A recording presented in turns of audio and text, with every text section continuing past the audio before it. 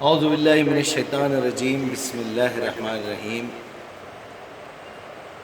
ایک بہت ہی ضروری موضوع ہے، ایک سبجیکٹ پہ بات کرنا چاہ رہا تھا میں، اور کئی سوالات بھی اس ضمن میں آ رہے تھے کہ اس وقت ہمارے پاس دنیا میں سب سے زیادہ آتھنٹک کتاب جو مانی جاتی ہے، اور حقیقت میں اگر آپ اس کو چیک بھی کر لیں تو وہ آپ کو زیر زبر کے فرق کے علاوہ کہیں بھی، یعنی آپ اس کا زیر زبر کا فرق بھی نہیں ملے گا۔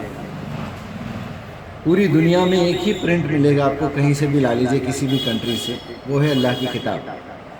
تو اکثر سوال یہ آتا ہے کہ کچھ باضابطہ ایک گروہ ایسا ہے، ایک مکتب فکر ایسا ہے، ایک جماعت ایسی ہے، ایک فرقہ ایسا ہے جو یہ کہتا ہے کہ قرآن کو ہم حدیثوں سے سمجھنے کی کوشش کریں گے، صحابہ کے نہج پہ، رسول کے نہج پہ، حدیثوں کے ذریعے سے سمجھنے کی کوشش کریں گے۔ کچھ لوگ کہتے ہیں کہ قرآن سے حدیثوں کو سمجھنے کی کوشش کریں گے۔ یہ بڑا فرق ہے۔ اب جو نیچے کے درجے کے لوگ ہیں ان کے بارے میں تو بولنا ہی بیکار ہے کہ وہ 300-400 سال کے قصوں کو لے کے اپنا دین پھیلانے کی کوشش کر رہے ہیں، جبکہ وہ دین کا کوئی حصہ ہی نہیں ہے۔ صحابہ کے، تابعین کے، تبع تابعین کے، بزرگان دین کے واقعات لے کے اس کو دین سمجھ رہے ہیں، یہ بالکل غلط بات ہے۔ تو آخر حق تک پہنچنے کا اصل راستہ کیا ہے؟ حق تک پہنچنے کا صحیح ذریعہ کیا ہے؟ ویسے حق تک پہنچنے کے لیے اکثر یہ میں نے بنانے کی کوشش کی ہے، حقیقت تک پہنچنے کے لیے 3 ذرائع اب تک ہم نے دیکھے اور دنیا میں یہی پائے جاتے ہیں۔ کچھ لوگ ایسے ہیں جو اپنی منطق لڑا کے، فلسفی کو یوز کر کے حق تک پہنچنے کی کوشش کرے ہیں، وہ بھی فیل ہو گئے، لیکن ان کی اس فیلڈ میں بڑا کام انہوں نے کیا ہے۔ دوسرا گروپ وہ ہے جو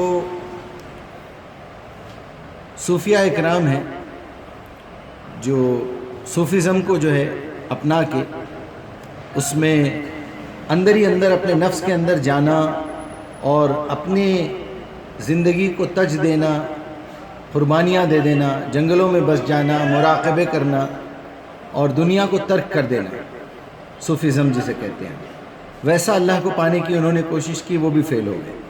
تیسرا اور جو سب سے صحیح ذریعہ ہے وہ ہے اللہ کی کتاب، جو آدم سے لے کے محمد رسول اللہ صلی اللہ علیہ وسلم تک پیغامات آتے رہے۔ کسی کو اورل پیغامات آئے، کسی کو صحیفے دیے گئے، کسی کو پوری کتاب دی گئی۔ تو الحمدللہ ہمارے پاس کتاب موجود ہے۔ تو اب سوال یہ ہے کہ کتاب سے حدیث کو سمجھا جائے یا حدیثوں سے کتاب کو سمجھا جائے؟ تو یہاں بڑا ڈاؤٹ پایا جاتا ہے۔ تو حقیقت یہ ہے کہ کتاب سے حدیثوں کو پرکھنا چاہیے، کیونکہ جو گارنٹی اللہ نے لی ہے وہ اللہ کے کلام کے لیے، اِنَّا نَحْنُ نَزَّلْنَا الذِّكْرَ وَإِنَّا لَهُ لَحَافِظُونَ۔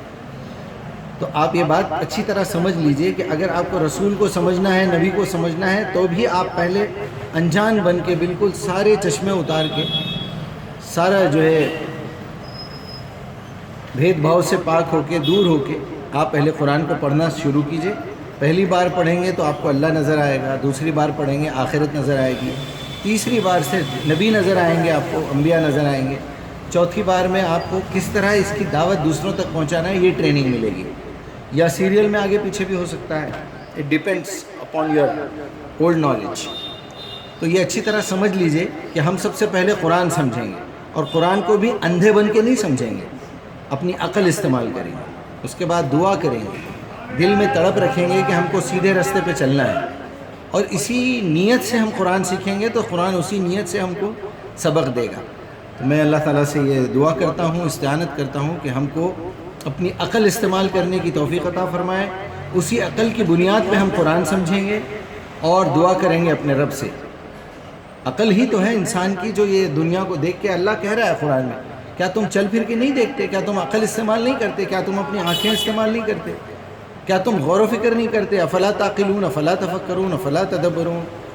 تو ہم پہلے اپنے دماغ سے قرآن کو مانیں گے، قرآن کے بیسس کے اوپر حدیثوں کو مانیں گے، حدیثوں کے بیسس کے اوپر صحابہ کو مانیں گے، پھر بزرگان دین کو مانیں گے۔ اسی فریم میں رکھ کے دیکھیں گے کہ قرآن کے اس فریم میں، عقل کے اس فریم میں یہ بات فٹ ہوتی ہے تو اس کو مانیں گے، نہیں تو ہم اس کو ریجیکٹ کر دیں گے۔